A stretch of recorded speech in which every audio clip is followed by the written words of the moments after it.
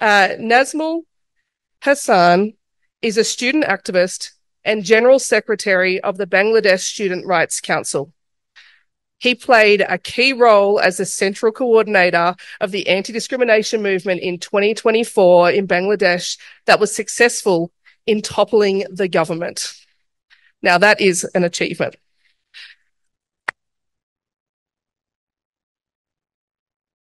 Nazmul, if we could invite you to speak, I cannot emphasize enough how excited and grateful we are that you have made it here today.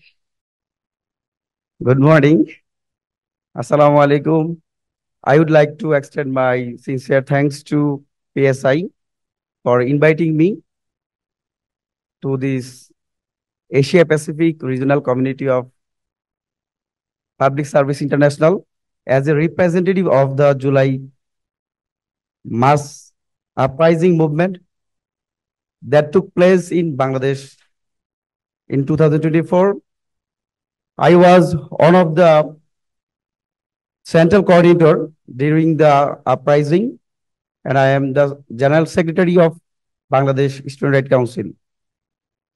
Since I have been invited here as a representative of the July movement, I would like to deliver my speech in Bangla for the deep respect of my people of Bangladesh and in honor of the martyrs of July.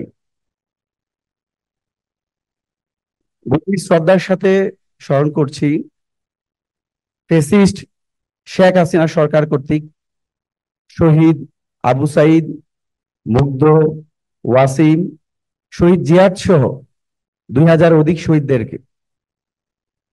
বাংলাদেশের ছাত্র, শ্রমিক, জনতার রক্তের বিনিময়ে দৈত্য দানব শেখ হাসিনা সরকারের পতনের মধ্য দিয়ে বাংলাদেশে নতুন সূর্য উদয় হয়েছে এবং বাংলাদেশের জনগণের পক্ষ থেকে আজকের এই কনফারেন্সে বিশ্বের বিভিন্ন প্রান্ত থেকে যারা উপস্থিত হয়েছেন সবাইকে সংগ্রামী শুভেচ্ছা জানাচ্ছি।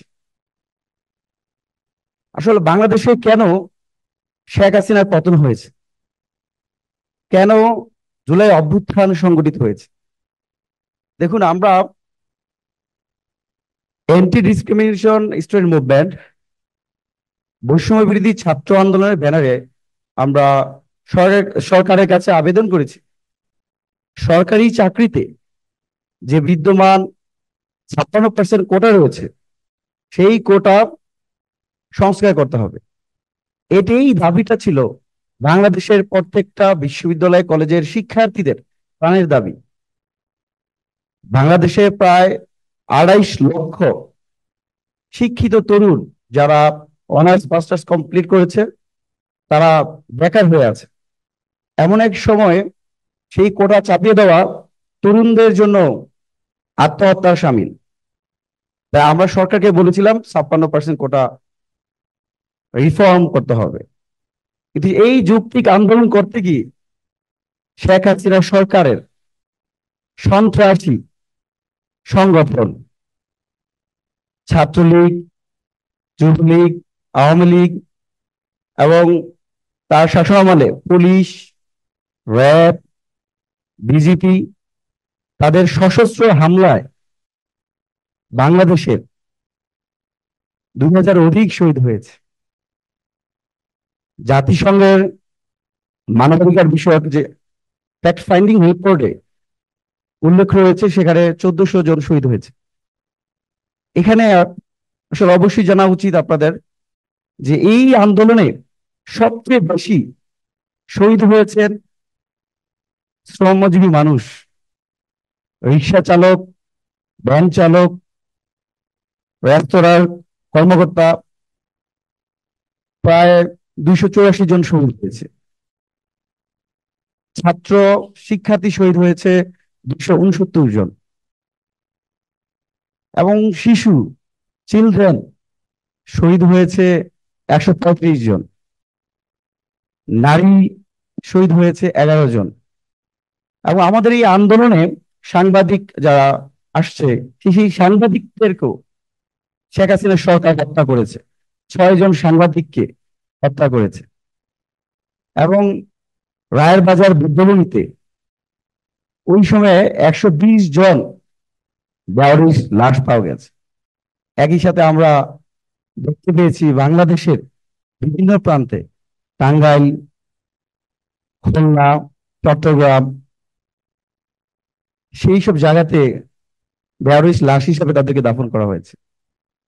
এটা ছিল শেখ হাসিনা সরকারের চরম মাত্রার নিষ্ঠুরতা, ব্রুটালিটি। এই যে আমরা আন্দোলন করতে গিয়ে আপনারা হয়তো দেখেছেন 15 জুলাই বাংলাদেশের সবচেয়ে বড় বিদ্যাপীঠ বলা হয় ঢাকা ইউনিভার্সিটি। 15 জুলাই সেখানে ছাত্রলীগের সন্ত্রাসীরা হামলা করে, আমাদের নারী বোনরা, আমাদের নারী শিক্ষার্থীরা সেখানে রক্তাক্ত হয়, তারা সেক্সুয়ালি অ্যাসল্ট হয় এবং 2 শতাধিক শিক্ষার্থী মারাত্মকভাবে জখম হয়। এবং পরের দিন 16 জুলাই বেগম রোকেয়া বিশ্ববিদ্যালয়ের শিক্ষার্থী আবু সাইদ পুলিশের সামনে এভাবে দাঁড়িয়ে হাত প্রসারিত করে দিয়েছে, যেমনটা আমাদেরকে আন্দোলিত করেছিল, বুকের ভিতর দারুণ ঝড়, বুক পেতেছি গুলি কর, আমাদের খায় আমাদের পরে আমাদের বুকেই গুলি করে। সেই শেখ হাসিনা সরকার এমন স্টিমগুলার বাংলাদেশে চালিয়েছিল। এবং এই যে শিক্ষার্থীদেরকে হত্যা করা, পাশাপাশি এমন একটা ক্র্যাকডাউন করা হয়েছে, online crackdown, internet crackdown, curfew জারি করা, ঘর থেকে বের হয়ে মানুষকে হত্যা করা। ইভেন আমাদের অনেক শিশুর কথা বলেছি কিছুক্ষণ আগে, একজন সর্বকনিষ্ঠ শহীদ হয়েছে যার বয়স 4 ইয়ার্স, আহাদ। সে তার বাসার ব্যালকনিতে দাঁড়িয়েছিল, বাট র্যাপিড অ্যাকশন ব্যাটালিয়ন ফোর্সের স্নাইপারে তার চোখ হয়ে সে মারা যায়। আমাদের এক নারী নারী সে হয়ে ওঠেনি, সেই শিশু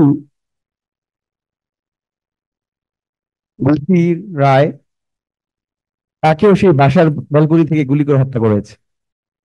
এমন এক বর্বরতা, এমন এক বাস্তবতার সময় বাংলাদেশের প্রত্যেকটা শ্রেণী পেশার মানুষ একসাথে হয়ে শেখ হাসিনা সরকারকে ক্ষমতাচ্যুত করার জন্য একসাথে হয়েছে। আমরা বাংলা ব্লকেট কর্মসূচি দিয়েছি, কমপ্লিট শাটডাউন কর্মসূচি দিয়েছি। প্রত্যেকটা কর্মসূচিতে এদেশের সকল শ্রেণী পেশার মানুষ, শিক্ষার্থী, শিক্ষক, আইনজীবী, বুদ্ধিজীবী, বিচারক, কৃষক, শ্রমিক ও সকল শ্রেণী পেশার মানুষ ঐক্যবদ্ধ হয়ে আমরা 1 আগস্ট শহীদ মিনার থেকে শেখ হাসিনা পতনের ডাক দিই এবং 5 আগস্ট বাংলাদেশের জনগণের বিক্ষোভের মুখে পড়ে বাংলাদেশের প্রথম একমাত্র শাসক হিসেবে প্রধানমন্ত্রী প্রাইম মিনিস্টার শেখ হাসিনা বাংলাদেশ থেকে পলাতে বাধ্য হয়েছে। আসলে এই যে জুলাই অভ্যুত্থান, আমরা তো বলে থাকি 36 জুলাই, 36 দিনের জুলাই, কিন্তু এই 36 দিনের জুলাই শেখ হাসিনা প্রায় 2000 মানুষকে হত্যা করেছে, 30,000 মানুষকে মারাত্মকভাবে আহত করেছে, যার মধ্যে 700 পিপল আর ব্লাইন্ড। কারো এক চোখ নাই, কারো এক পা নাই, অনেকেরই মেরুদণ্ড ভেঙে গেছে। এরকম প্রায় 30,000 আহত যোদ্ধা বাংলাদেশে এখনো পঙ্গুত্ব বরণ করছে, বিভিন্ন হসপিটালে চিকিৎসাধীন আছে। এমন এক বাস্তবতায় দাঁড়িয়ে আমি আপনাদের কাছে এসেছি। আমি নিজেও শারীরিকভাবে খুব অসুস্থ। গত 10 দিন আগে আমার উপর অ্যাটাক হয়েছে। আমার ইভেন আমি 15 জুলাই আমার মাথার বাদে আপনারা হয়তো ছবিগুলো দেখতে পাচ্ছেন। এই ছবিতে যারা আছে তারা এই বৈষম্যবিরোধী ছাত্র আন্দোলনের নেতা, তারাই শেখ হাসিনাকে বাংলাদেশ থেকে বিতাড়িত করেছে। আমরা আবার যদি ফিরে আসি, কেন শেখ হাসিনা এত এত এত বর্বর অজনপ্রিয় হয়ে উঠলো? এর জন্য আমরা শেখ হাসিনার 16 বছরের যে শাসনামল ছিল, সেই শাসনামলের দিকে আমরা তাকাতে পারি। আমরা দেখতে পেয়েছি 2009 সালে বিডিআর হত্যাকাণ্ড ঘটিয়ে বাংলাদেশের দেশপ্রেমিক 57 জন সেনা অফিসার, মিলিটারি অফিসারকে হত্যা করেছে। পাশাপাশি আরো 74 জন মানুষকে শেখ হাসিনা ক্ষমতা আসার পর 2009 সালে হত্যা করেছে। 2013 সালে শাপলা চত্বরে, বাংলাদেশ যেহেতু একটি মুসলিম সম্প্রদায়ের দেশ, সেখানে হিন্দু, বৌদ্ধ, খ্রিস্টান সকল ধর্মের মানুষের সাথে আমাদের শ্রদ্ধার ভালোবাসার সম্পর্ক রয়েছে। সে জায়গায় 5ই জুন 2013 সালে 93 জন আলেম ওলামাদেরকে হত্যা করেছে। তাছাড়া আমরা দেখতে পেয়েছি শেখ হাসিনা সরকার যেটা সবচেয়ে বেশি করেছে, extra judicial killing. Human rights ওয়াচের তথ্য মতো 2009 থেকে 2024 সাল পর্যন্ত প্রায় 7,000 মানুষকে বিচার বহির্ভূত এক্সট্রা জুডিশিয়াল কিলিংস এর মধ্যে তারা নিয়ে আসছে, যার মধ্যে অধিকাংশই রাজনৈতিক দমন নিপীড়নের মধ্যে পড়েছে এবং গুম খুনের যে একটা আয়নাঘর তৈরি করেছে। আমরা এমন একটা অবস্থা দেখতে পেয়েছি, বিএনপির একজন কেন্দ্রীয় নেতা ইলিয়াস আলী, যাকে গুম করা হয়েছে। আমরা শুনতে পেয়েছি আন্তর্জাতিক অপরাধ ট্রাইব্যুনালের প্রসিকিউশন বলেছে যে তাকে গুম করার পরের দিন হত্যা করেছে। তো শেখ হাসিনা এতটাই নিষ্ঠুর, সে হত্যা করে পরের দিন সেই পরিবারের ওয়াইফ, বাচ্চাদেরকে নিয়ে হাত বুলিয়ে দিচ্ছে, অথচ হি ইজ এ মার্ডার। এমন একটা বাস্তবতার কারণে, এবং সবচেয়ে গুরুত্বপূর্ণ, বাংলাদেশে 3টি ইলেকশন হয়েছে, নির্বাচন। এই নির্বাচনে শেখ হাসিনা ইলেকট্রাল ফ্রড হিসাবে বাংলাদেশে আবির্ভূত হয়েছে। 2014 সালে নির্বাচন, 2018 সালে নির্বাচন, 2024 সালে ডামি নির্বাচন, যেখানে আওয়ামী লীগ ছাড়া, শেখ হাসিনার দল আওয়ামী লীগ ছাড়া কেউ রিপ্রেজেন্ট করে নাই। একটা ইম্পর্টেন্ট বিষয়, 2018 সালে শেখ হাসিনা যে ভোট দিতে চায় নাই, বাংলাদেশের নোয়াখালীর সুবর্ণচরে 4 সন্তানের জননী এক মাকে, গৃহবধূকে গণধর্ষণ করেছে because of she living another party. This is the current, this is the situation of Sheikh Hasina's government. সুতরাং আমরা, এবং অর্থনৈতিক ইকোনমিক ব্লান্ডার হয়েছে বাংলাদেশ, প্রায় $151 বিলিয়ন হয়েছে। সুতরাং এত রক্তের বিনিময়ে আমরা যে নতুন বাংলাদেশ পেয়েছি, বর্তমানে অন্তর্বর্তীকালীন সরকারের মাননীয় প্রধান উপদেষ্টা প্রফেসর নোবেলজয়ী ডক্টর মোহাম্মদ ইউনূস আছেন। আমরা এমন একটা বাংলাদেশ চাই, যে বাংলাদেশে প্রত্যেকটা মানুষ মর্যাদা নিয়ে বসবাস করতে পারবে, প্রত্যেকটা মানুষের স্বাস্থ্যসেবা নিশ্চিত করতে পারবো। বাংলাদেশের শিক্ষা ব্যবস্থা যেন আমরা আন্তর্জাতিক পর্যায়ে নিয়ে যেতে পারি। আমরা যেন আর মানুষ হলেই তাকে এনফোর্সমেন্ট বা ডিসঅ্যাপিয়ারেন্স না করি। আমরা যেন মত প্রকাশের স্বাধীনতা দিতে পারি। আমরা যেন বাংলাদেশকে সভ্য জাতি হিসাবে রূপান্তরিত করতে পারি। বাংলাদেশের তরুণ যারা আছে, যারা যুবক আছে, তাদেরকে যেন আমরা জাতীয় রাজনীতিতে গুরুত্বপূর্ণ ইম্পর্টেন্ট রোল প্লে করতে পারে, সেই জায়গাটা আমরা স্বপ্ন দেখি। আমরা মনে করি তরুণরা যদি এগিয়ে আসে, তাহলে বিশ্ব চেঞ্জ হয়ে যাবে, একেবারে বাংলাদেশের পরিবর্তন হয়ে যাবে। এবং সর্বশেষ যে কথাটা বলতেছিলাম, আমাদের এখানে হয়েছিল, যারা বিচারকের দায়িত্ব ছিল তারাই ইনজাস্টিস করেছে, যারা দুর্নীতি দমনের দায়িত্বে ছিল তারাই দুর্নীতি করেছে।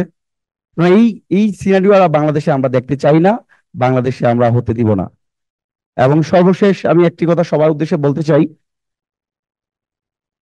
I call upon the global community to solidarity with Bangladesh in empowering its youth to play an active role in national politics. The practice of writing boards, democracy, justice, and exercise of voting rights, upholding the rule of law, upholding the rule of law, economic prosperity, and the human rights. And lastly, I also say that we seek international support to hold the Awami League, Sheikh Hasina, accountable for the genocide. Thank you so much. অনেক অনেক ধন্যবাদ আমাকে আমন্ত্রণ জানার জন্য। I am really grateful to coming here. Thank you so much.